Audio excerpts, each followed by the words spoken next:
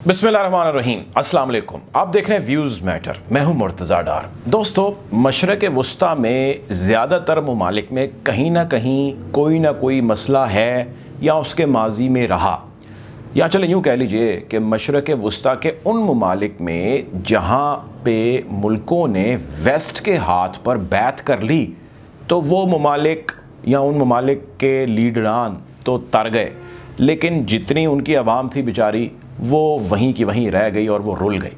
और जिन ममालिक ने वेस्ट के हाथ में बैत नहीं की उनसे या तो वेस्ट ने ज़बरदस्ती बैत करवा ली या फिर उनके ख़िलाफ़ जंग छेड़ दी।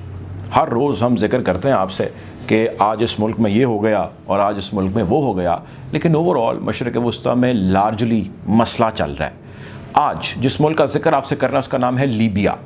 ये वही लीबिया है जिसका अक्सर आप जब भी नाम सुनते होंगे तो एक ही नाम जहन में आता है सबसे पहले, वो आता है मोमर कज़ाफ़ी का। खैर, आज मोमर कज़ाफ़ी का नाम तो खैर हम लेंगे ही और उसका जिक्र भी करेंगे, लेकिन ख़बर जिसकी तरफ आपकी तवज्जो दिलानी आज बड़ी ज़रूरी है, मशरक़ वस्ता की बड़ी ख़बर है।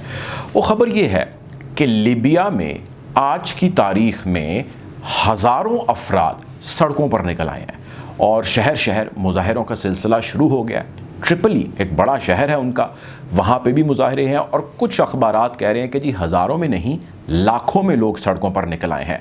और ट्रिपली के जो मेन सेंटर है, या चलें यूँ कह लें जो उनका डाउनटाउन है, मिडल ऑफ द सिटी है, वहाँ पे इस वक्त लोगों का जमे गफ़ीर है। कुछ लोगों ने तो इसको अरब स्प्रिंग 2.0 भी कह दिया कि जी लीबिया के अंदर एक मरतबा फिर अलम बगावत बुलंद हो गया है। मैं आपको आज की स्टोरी में ये बताने की कोशिश करूँगा कि लीबिया में ऐसा क्या हुआ कि लोग सड़कों पर निकल आए। तो ख़बर ये है, लीबिया में लोग सड़कों पर इसलिए निकल आए कि तकरीबन कोई एक दहाई के अरसे के बाद, यानी 2011 से ऑनवर्ड अब 2021 ख़त्म होने जा रहा है, 10 सालों के बाद लीबिया में जो एक सॉर्ट ऑफ सिविल वॉर या सिविल अनरेस्ट या डिस्टेबलाइज हुकूमतें, एक वक्त में 2 हुकूमतें वहाँ पे चल रही हैं, वो चल रही हैं, तो उनका ख़ात्मा होगा और लोगों की उमंगों, मर्ज़ी, विश के ऐन मुताबिक एक नया लीडर और एक नई हुकूमत आएगी। यानी लीबिया और उसके वहाँ की आवाम को आज़ादी मिलेगी इस सारी जो अनरेस्ट है उससे। उसके लिए उन्होंने ऐलान किया या स्केड्यूल किया इलेक्शंस का, सदारती इंतखाबात का, जो होने हैं दिसंबर 2021, यानी कि अगले महीने इस वीडियो बनाए जाने से 24 दिसंबर उसकी तारीख तय है। उसके लिए प्रेसिडेंशियल कैंडिडेट्स हैं जो सामने आ रहे हैं। उन कैंडिडेट्स में 2 ऐसे लोग आ गए हैं जिन 2 लोगों के आने की वजह से आज कई हज़ार लोग सड़कों पर आ गए हैं। वो कहते हैं कि जी ये 2 बंदे नहीं आएंगे, अगर ये बंदे आ गए तो इसका मतलब है कि हम फिर उसी दलदल में धंसते चले जाएंगे। एक बंदा है जिसका नाम है सैफुल इस्लाम, जो बेटा है मोमर कज़ाफ़ी का। दूसरा शख्स जिसका नाम है खलीफा हफ्तार, जो कि एक मिलिट्री जनरल था। आज आपको थोड़ा सा इसके बैकग्राउंड में जाना पड़ेगा, उसकी तफसील बताने की, समझाने की कोशिश करता हूँ कि भाई इन 2 लोगों के आने से क्या फ़र्क पड़ता है। और भी बहुत सारे कैंडिडेट्स हैं, जब ये 2 लोग आ गए तो भाई आप बाकी कैंडिडेट्स को वोट डाल दें, इतना जो है वहाँ पे मसला क्रिएट करने की क्या ज़रूरत है। इसके लिए बिल्कुल मुख्तसर सा बैकग्राउंड है जो हमें जानने की ज़रूरत पेश आएगी। इसको समझ लेंगे तो सारा सिनेरियो समझ आ जाएगा और ये भी समझ आ जाएगा कि वेस्ट ने पहले भी यहाँ से जूस निकाला, अब भी निकाल रहे हैं, और आज़ादी के नाम पे यहाँ पे जो वो प्लान कर रहे हैं उसमें फिर वो जूस निकालेंगे। जूस कह लें या तेल कह लें, वो निकालेंगे। लीबिया वैसे दुनिया के बड़े तरीन ऑयल जिनके पास रिज़र्व्स हैं ममालिक में, उनका शुमार अगर किया जाए तो उसमें लीबिया का नाम लेना बहुत ज़रूरी है, बहुत अहम है। मोमर कज़ाफ़ी जो तकरीबन 50 साल तक लीबिया को रूल करता रहा, उसी के दौर के अंदर ऑयल रिज़र्व्स तो बहुत सारे थे लीबिया के, लेकिन उनमें फ़ॉरेन रिज़र्व्स भी बहुत सारे थे। और एक ख़याल ये किया जा रहा है कि उसी के दौर में, यानी मोमर कज़ाफ़ी के दौर में, जो फ़ॉरेन रिज़र्व्स थे वो 150 बिलियन डॉलर से भी ज़्यादा हो गए। और उसी के दौर के अंदर बहुत सारी लिटरेसी भी हुई और मुल्क बड़ा फला फूला, लेकिन अवाम बिल्कुल भी फले फूले नहीं। अवाम में गुर्बत भी बढ़ी और अवाम में अनएम्प्लॉयमेंट यानी कि बेरोज़गारी भी बढ़ गई। تو لوگ بہت سارے ایسے تھے جو فاقوں پہ آنے لگ گئے. حکومت یا لیڈر یا معمر قذافی تگڑے ہوتے گئے, اسٹرانگ ہوتے گئے, اور ان سے جڑی جتنی حکومتیں تھیں وہ بھی اسٹرانگ ہوتی گئیں. خیر 2011 میں آپ جانتے ہیں, اس پہ ہماری کافی ساری ویڈیوز موجود ہیں, کہ جتنے بھی عرب ممالک تھے لارجلی ان میں عرب سپرنگ یعنی 2011 میں ایک آواز بلند ہونا شروع ہوئی ایسے تمام رولرز کے خلاف جو کئی دہائیوں سے, کئی سالوں سے وہاں پہ بیٹھے ہوئے تھے. سعودی عرب میں ہوئی, مصر میں ہوئی, یمن کے اندر ہوئی, سیریا میں ہوئی, جہاں جہاں ممکن تھا وہاں پہ ہوئی. کہیں پہ نتائج مثبت آئے, کہیں پہ نتائج منفی آئے. اسی طرح یہاں پہ بھی ہوئی, اور اس کا مقصد یہ تھا کہ معمر قذافی 50 سال سے یہاں پر بیٹھا ہے, اس کو یہاں سے نکالا جائے. اس نے یہاں پہ لوٹ کھسور, یہاں پہ اس نے وار کرائم سمیت بہت غدر مچا رکھا ہے. تو لوگوں نے 2011 میں اس کے خلاف علم بغاوت بلند کر دیا اور سڑکوں پر نکل آئے. جب لوگ نکلے تو وہیں کہیں پہ نیٹو بھی ایکٹیو تھا, اور نیٹو بھی XYZ ریزنز بنا کے اس کو وہاں سے نکالنا چاہتا تھا, جس میں اس کا یہ کہنا تھا کہ لیبیا میں انریسٹ ہے, بہت ساری ملیشیاز ہیں, بہت ساری پراکسیز ہیں, داعش یہاں پہ اسٹرانگ ہو رہی ہے, یہاں پہ القاعدہ اسٹرانگ ہو رہا ہے, XYZ. سو آپ Muammar Gaddafi is the problem, you should be out. کہنے والے یہ بھی کہتے ہیں کہ نیٹو ہو, یونائٹڈ نیشن ہو, WHO ہو, ایمنسٹی انٹرنیشنل ہو, یہ کہیں پہ پارشل ہیں, کہیں پہ امپارشل ہیں. جہاں ضرورت پڑتی ہے ویسٹ ان کو اپنے آبجیکٹیو کے لیے یوز کر لیتا ہے, اور جہاں ضرورت نہیں پڑتی وہاں پہ کہتا ہے آپ نیوٹرل ہو کے کام کرتے رہیں. تو بہت سارے لوگوں کا خیال یہ تھا کہ لیبیا میں جب نیٹو ایکٹیو ہوا تو اس نے نیٹو کی افواج ہیں جس میں مختلف ممالک کی افواج حصہ لیتی ہیں, تو نیٹو نے حملہ کر دیا عرب سپرنگ جب چل رہا تھا, اس کے دوران معمر قذافی کے اوپر, اس کی حکومت کے اوپر حملہ ہو گیا, بمبارڈمنٹ ہوئی. معمر قذافی کو وہاں کے حملہ آوروں نے یا وہاں کی مقامی ملیشیا نے گرفتار کر لیا, اور اس کے اندر اس کی ہلاکت بھی ہو گئی. جس قسم کا قیاس تھا, اس کا بیٹا سیف الاسلام گرفتار ہو گیا. اس پہ بہت سارے چارجز تھے کہ باپ کے رول میں جب آخری اس کے سال تھے تو اس نے بھی بہت سارا وہاں پہ غدر مچایا وغیرہ وغیرہ ٹائپ چیزیں. اس کو پکڑ کے انہوں نے اندر کر دیا اور اس کے خلاف کیسز شروع ہو گئے. خیر وہ گرفت میں تھا وہاں کی مقامی حکومت کی. اس سارے معاملے کو دنیا کی بڑی طاقتوں نے بڑے غور سے دیکھا, اس کا مشاہدہ کیا. انہوں نے کہا نہیں جی مٹی پاؤ, ہم صلح کراتے ہیں. فرانس بڑھ چڑھ کے آگے آیا اور اس نے ایک پیس بروکر جس کو کہا جاتا ہے اس کا رول پلے کیا. اور چونکہ وہاں پہ انریسٹ تھا تو بہت ساری قوتیں تھیں جو وہاں پہ پاور میں آنا چاہتی تھیں. اسی اثناء میں ایک شخص جس کا نام ہے خلیفہ حفتار, جو خلیفہ حفتار یہ وہی تھا جو معمر قذافی کا کبھی جرنیل بھی رہا تھا, فوج کا سالار رہا. تقریباً 1967 میں اس نے فوج میں کمیشن حاصل کیا اور 1980s کے میڈیا اینڈ تک فوج کے اندر رہا, اور کچھ عرصے کے بعد ہی یہ سیلف ایگزائل میں چلا گیا, یعنی امریکہ چلا گیا اور 10-11 سال امریکہ کے اندر رہا.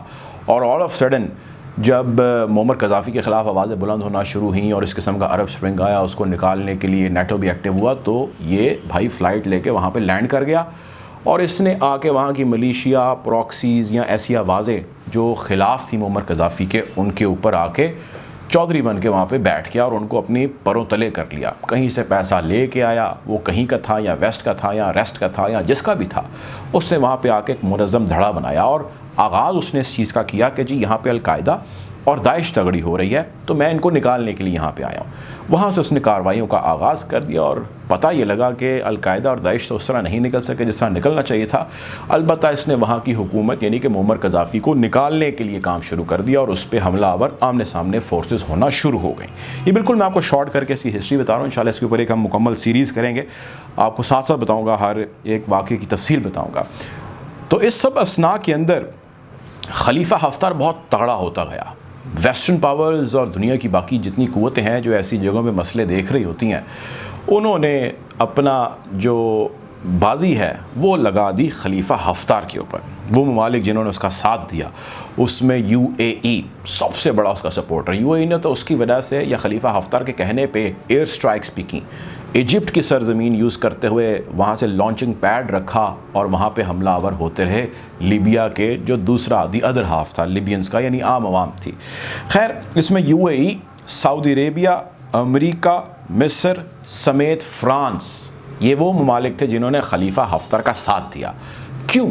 کیونکہ خلیفہ حفتار تقریباً 2/3 فوج کو ہیڈ کر رہا تھا جب وہ وہاں پر پہنچا، جس میں فوج پلس وہاں کی مقامی ملیشیا یا پروکسیز شامل تھیں، اور خلیفہ حفتار آئل ویلز یعنی تیل کے کنوؤں کے اوپر ایسے کر کے بیٹھا تھا، بالکل چونکڑی مار کے بیٹھا ہوا تھا، تو وہ بھی اس کے قبضے میں اور فوج بھی اس کے قبضے میں، اور باقیوں کے قبضے میں وہ خود آ گیا، جس میں UAE، امریکہ، سعودی عربیہ اور باقی فرانس سمیت دیگر قوتیں ڈائریکٹلی یا انڈائریکٹلی شامل تھیں۔ پیس بروکر ہوا، کہا جی ہم معاہدہ ہو گیا، تو اس کے نتیجے میں کیونکہ بہت ریٹیلیشن آ رہی تھی اور اتنا آسان نہیں تھا خلیفہ حفتار کے لیے وہاں پہ آپریٹ کرنا، تو وہاں پہ 2 حکومتیں بن گئیں۔ ایک حکومت بنی جس کو نیٹو لیڈ حکومت کہا جاتا ہے، اور اس نیٹو لیڈ حکومت کی باغ دوڑ جس شخص کے ہاتھ میں دی گئی، اس شخص کا نام تھا فیاض السراج۔ فیاض السراج نے ویسٹ آف لیبیا پہ اپنا ہولڈ بنا لیا اور ٹرپلی اس کے قبضے میں آ گیا۔ ٹرپلی جو بڑا شہر ہے، یا جس کے بارے میں کہا جاتا ہے کہ جس کے پاس یہ ہے اس کے پاس اصل حکومت ہے۔ خیر، جو دوسرے صاحب تھے خلیفہ حفتار، ان کے حصے میں ایسٹ سائڈ آ گئے، جس میں 2/3 اکثریت سے فوج اور آئل ویلز ان کے قبضے میں آ گئے۔ اب خلیفہ حفتار چونکہ بڑی سپورٹ اور بڑی بیکنگ سے آیا تھا، تو اس نے یہ طے کیا کہ میں نے ٹرپلی آزاد کرانا ہے اور اس حکومت کو نکالنا ہے، تو دونوں میں مسئلے مسائل جاری رہے۔ فورن فورسز یہاں پہ آئیں، فرانس بھی آیا، اور انہوں نے آ کے بڑے ٹھنڈ پاؤ مٹی پاؤ پروگرام یہاں پہ انیشیٹ کرایا۔ کچھ لوگوں نے کہا یار یہ ویسٹ کی چال ہی ہے کہ نیٹو کو ایکٹیو کر کے وہاں سے بھی انہوں نے اپنا بندہ کھڑا کر دیا ہے، اور یہاں سے خلیفہ حفتار کو تھپکی دے کے اس کو کھڑا کر دیا ہے، اور خلیفہ حفتار کے ذریعے کام کرا رہے ہیں، اور دونوں میں انریسٹ کریٹ کرایا۔ لیکن ظاہر ہے کہیں نہ کہیں کوئی نہ کوئی جگہ آتی ہے جہاں پہ آپ کو سٹاپ کرنا پڑتا ہے، تو اب سٹاپ نئے الیکشنز کی صورت میں ہے۔ اب ایک شخص جو معمر قذافی کا بیٹا ہے، سیف الاسلام قذافی، وہ گرفتار ہے، اور دوسرا شخص جس کا نام ہے خلیفہ حفتار، وہ وار کرائمز بھگت رہا ہے۔ یہ موجودہ صورتحال ہے۔ تو وہاں پہ مقامی حکومتوں نے جو وہاں پہ کام کر رہی تھیں ایسٹ کی اور ویسٹ کی، اور پیس بروکر یعنی تھرڈ پارٹی جو اس کو لک آفٹر کر رہی تھی، جس میں نیٹو اور یونائٹڈ نیشن بھی اپنا رول پلے کر رہے ہیں، انہوں نے مل کے ایک قانون پاس کر دیا، جس قانون کے تحت خلیفہ حفتار یعنی کہ جس کے اوپر وار کرائمز اور کئی ہزاروں لوگوں کی قتل اور اس قسم کی جنگوں کا اور اس قسم کے انریسٹ کریٹ کرنے کا الزام ہے، اس کو الیکشن لڑنے کی اجازت مل گئی۔ پہلے قوانین اس کو اجازت نہیں دے رہے تھے، ترمیم کر کے اجازت دے دی گئی۔